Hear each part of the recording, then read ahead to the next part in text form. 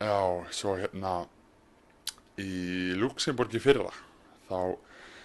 eftir aðeingarferðina þá fórum við aðeins að skoða borgina og sjá hvað var að gerast og menn voru mist lengi úti og fóru misseint að sofa